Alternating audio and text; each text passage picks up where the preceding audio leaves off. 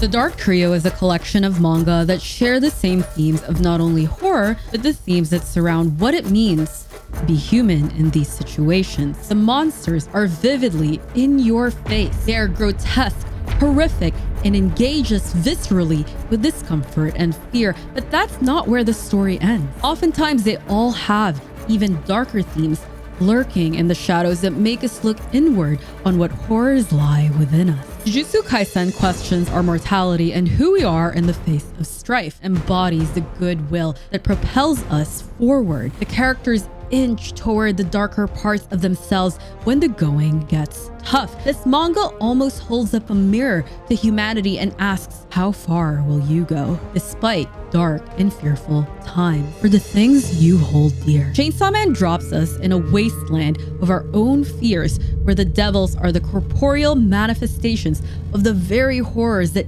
inwardly haunt us. Fujimoto injects life in the form of pain and regret and revenge into his characters and asks us to care about them, and we oblige.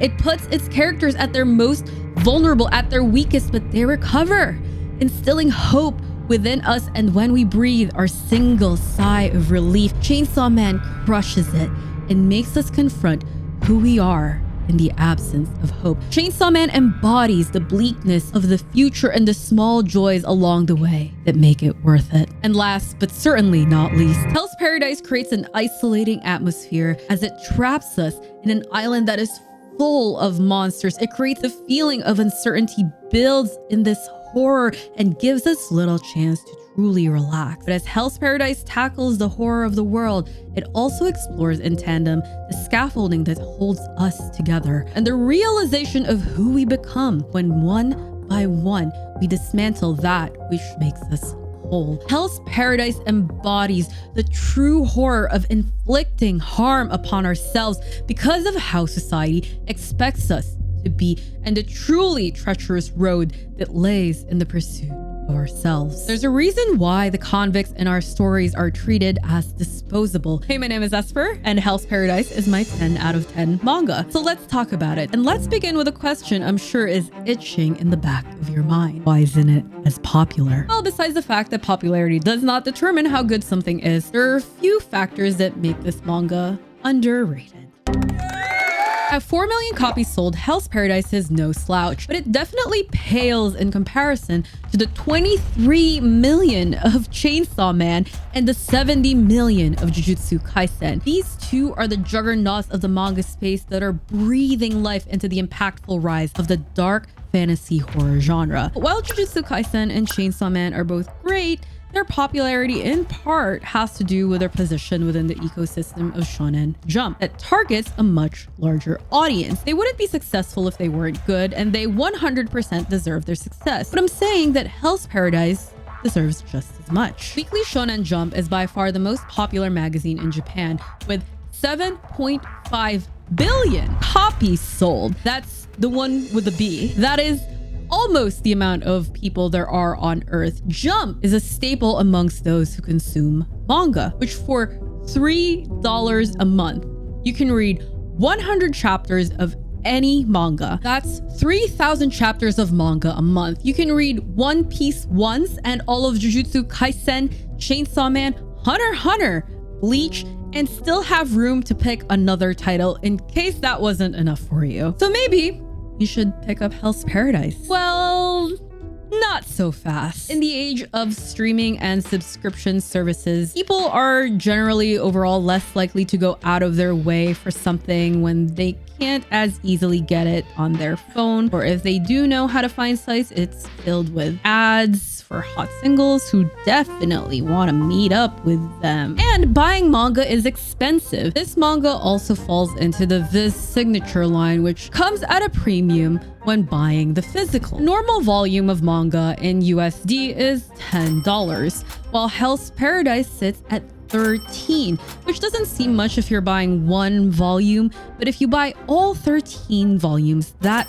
adds up. The manga are bigger and maybe arguably nicer, but I'm not gonna sit here and tell you that $169 plus tax isn't a lot of money. So that's the thing. It's already an investment to get these physical volumes. We can take a look at what else is on the Jump Plus app. Okay, so Fire Punch, World's End Harem, Astral Lost in Space, Hell's Paradise Jigaraku, Spy Family, Kaiju Number 8, and Dan Da Dan are the notable titles here. In terms of copies sold, as you can see here, they are quite often under 10 million copies sold. But you say, Esper, look at Spy Family and Kaiju Number 8 at 29 million and 11 million respectively. Yep, that is definitely what you said. Well, those two are outliers in that while they are Jump Plus manga, they also appear in the Shonen Jump app. While Dan Da Dan and Hell's Paradise are the most similar genre-wise, I'm reaching here, to something like Kaiju Number 8. If you're a Viz desktop user, you might be a little bit confused. Dan Da Dan and Hell's Paradise is on Viz available to read, but only if you're not using the apps, Android or iOS. This is actually fairly common practice in apps that deal with mature content. Lesson is a Korean webcomic app that allows in-browser purchase of mature comics, but doesn't have any actual option to turn on mature content in-app, likely because both iOS and Android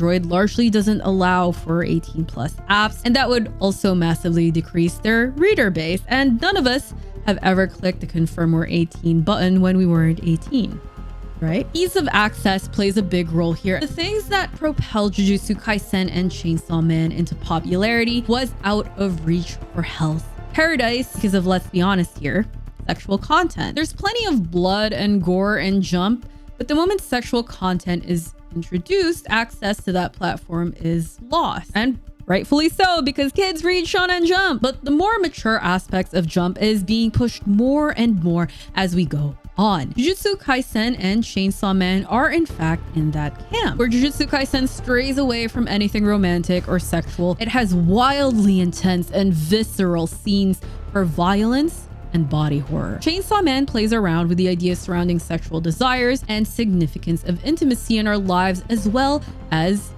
violence and body horror. Are you seeing a theme here? Hell's Paradise definitely has a lot of nudity and sexual themes that make it impossible to put it on the Viz app. But this honestly should be signaling Shueisha that there are more readers wanting more mature titles that they should find a way to cater to, so that their audience, as well as the mangaka, can explore these new themes. And if this statistic is to be believed, over 50% of the Shonen Jump readers are over 18. But that's a topic for a different day. And my goal today is to convince you that this manga is well worth it. And I know I'm talking to the right audience. I do mean all of the people who watch my long form content are 18 and older.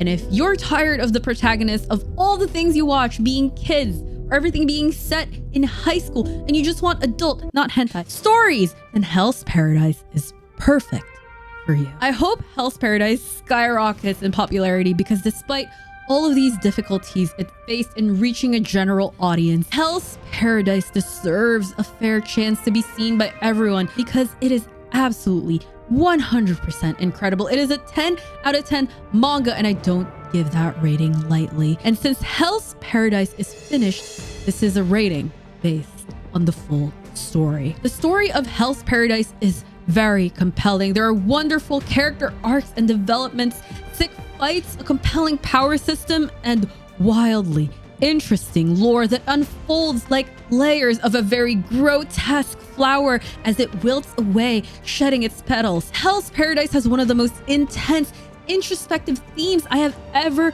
seen. The character archetypes are far and wide. You can find a little bit of yourself in any of these characters, from the most chaotic of them all to the absolute bastion of empathy and care. Hell's Paradise's astounding character writing leaves me in absolute awe. Its underlying themes are also massively compelling. It heavily emphasizes the denial and acceptance of the things that make us who we are. There is a reason why that the people we follow within this story are convicts in the Yamada Asaimon, ones who have embraced their differences and the ones who have denied who they are in order to fall in line with the law. There is a constant push and pull toward duty and towards serving what it is that you really want in life. Throughout the story, Hell's Paradise juxtaposes two ends of the extreme and urges them together. And the absolute best thing, Hell's Paradise is forcing this evolution in its characters in a giant fuck-off island with the deadliest shit you can imagine, and there's no one yet that has made it off this island alive. You can get in, and you can theoretically get out, but no one knows how to. This is such a clever variation on the horror trope of door closing behind you in every horror movie, because there is a semblance of hope left. And this place is all sorts of horrific. The butterflies, yeah, they actually have human faces. The monsters, they're horrible caricatures of taking what is alive and human and distorting it into uncanny. It is beautiful and perfect and scary. Hell's Paradise combines the beautiful with the grotesque. It is striking yet horrific, all in the same breath. Yuji Kaku's visuals drive home both the bleakness and the tiredness strife causes us, while all the same showing us how twisted or how beautiful we can make the things around us when we inspire toward or away from ourselves, but also doesn't miss a beat in terms of providing constant action and horror to keep us on the edge of our seats. And you'll cry a few times too. Hell's Paradise is something I truly want to advocate for you to read or watch with my heart and soul. It is such a great story for not only its action, adventure, and horror, but all the themes that Yuji Kaku have masterfully woven into the story. It feels like it was never impacted by the serialization as a method of getting the story out, as I feel like a lot of mangas have suffered from. It feels like a full, complete story that really enamors you from the beginning to end. I'm sitting here crossing my fingers, hoping the anime will be good. If you enjoyed this breakdown on Hell's Paradise and the circumstances surrounding it, you'll enjoy this video of me breaking down Binding Vows, Hunter x Hunter, or Jujutsu Kaisen style. So watch that video and I'll see you there.